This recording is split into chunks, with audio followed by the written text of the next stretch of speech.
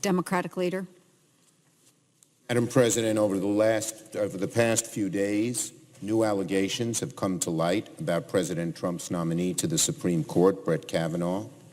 These allegations ought to be treated with the utmost gravity. The allegations are extremely credible. They were made by someone who voluntarily submitted to a lie detector test and had been discussed in the past, long before Kavanaugh's nomination to the Supreme Court, with a family therapist. I believe her. Many, many, many Americans believe her. Many, many women in America who have been taken advantage of certainly believe her. For too long, women have made serious allegations of abuse and have been ignored or dragged through the mud. It would be a disgrace if this body and our fellow Republicans let that happen.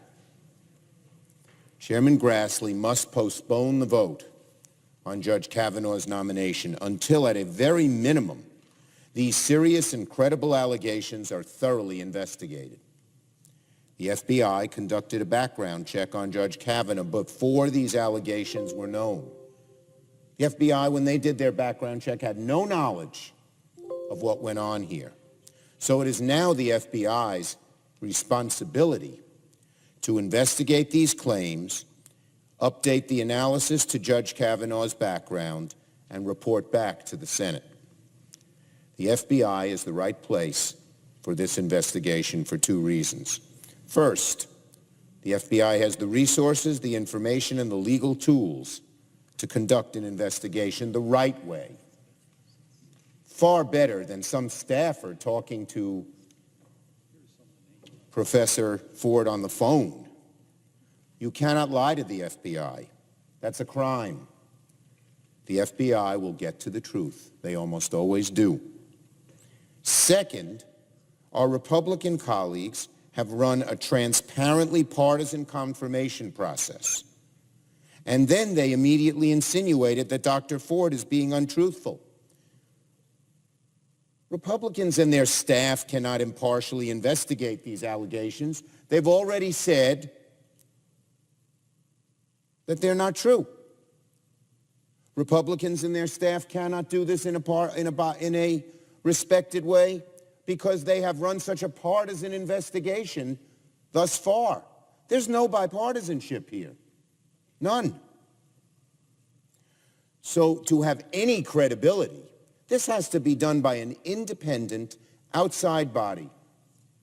The FBI is the best one. The vote must be postponed until it is complete. It is an insult to the women of America to rush this through after these serious allegations have been made. It is an insult to the majesty of the Supreme Court to rush this through when these serious allegations have come forward. Now, in addition, Dr. Ford has said she's willing to testify before the Judiciary Committee. Does anyone believe it's better for staff to talk to her on the phone, Republican staff only, because no Democratic staff will participate in this biased, far-fetched process?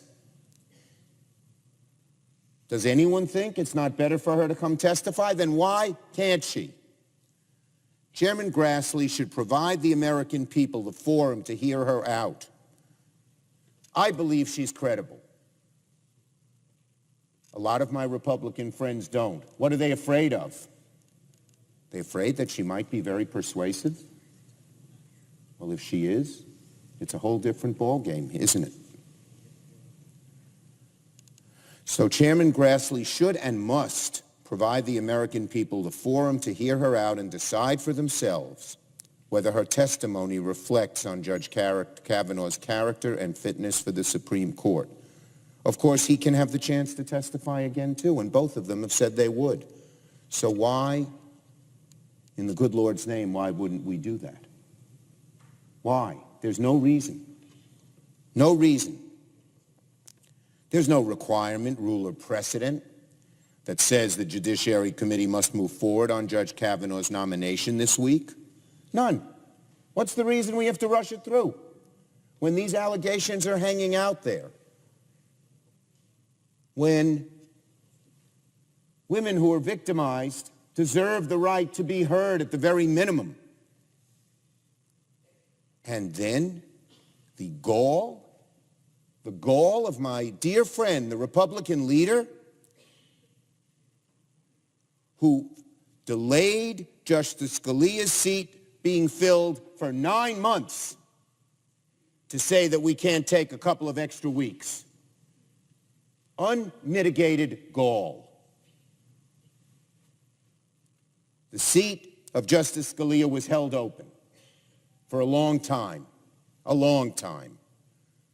And now, with no reason, my colleague says we can't do that. Chairman Grassley has to stop playing games, pretending like the nomination can continue to glide through, while at the same time the Senate conducts a review of these allegations.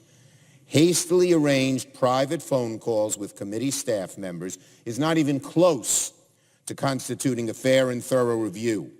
It's not part of any sort of regular order and does not substitute for an FBI background check or a public hearing. Again, let me ask my dear friend the leader, what is the reason, now that both Judge Kavanaugh and Professor Ford have said they'll come testify, that we don't do it? Give me one good reason.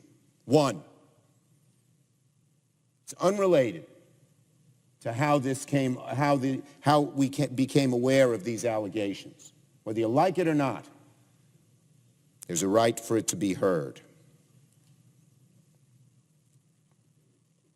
With allegations as serious as the ones before us, the Senate must not, it cannot, the honor of the Senate, conduct a haphazard, slipshod review of Dr. Ford's claims or be rushed to a vote. There must be time for the FBI to do its work, for the Judiciary Committee to properly prepare to hear testimony from Dr. Ford and Judge Kavanaugh. And there's another issue here. Judge Kavanaugh's credibility has already been seriously questioned in the aftermath of his testimony regarding emails stolen from the Judiciary Committee by a Republican member, by his involvement in the nomination of Judge William Pryor, and other controversies. In all of these cases, Judge Kavanaugh's credibility was questioned because documents reveal that he was far more involved than he let on to when he testified. And now he has unequivocally denied this. So there's an issue of credibility here. You have two people with diametrically opposed views as to what happened. And this is not just an argument for its own sake. It's for nomination to the Supreme Court, the highest court in the land that determines through their legal rulings the lives of Americans, and in many instances is seen as the arbiter of right and wrong. Are we going to let this happen?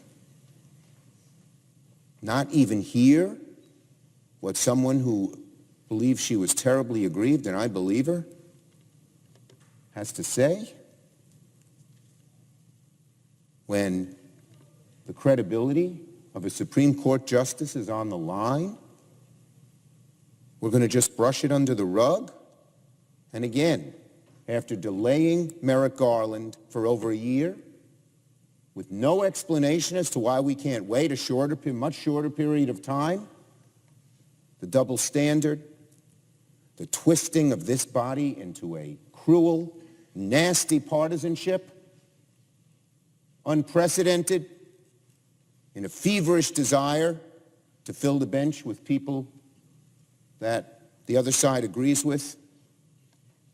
It's one of the lowest points I have seen in my years here. One of the lowest points.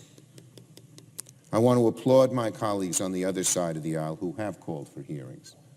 I believe one way or another 6 have said this should be delayed. I hope they'll be strong. I hope they'll tell Leader McConnell he's doing the wrong thing. Dr. Ford deserves to be heard. To railroad a vote now would be a deep insult to the women of America, a lasting scar on the integrity of the Supreme Court. Now on another matter. Tonight, the Senate will take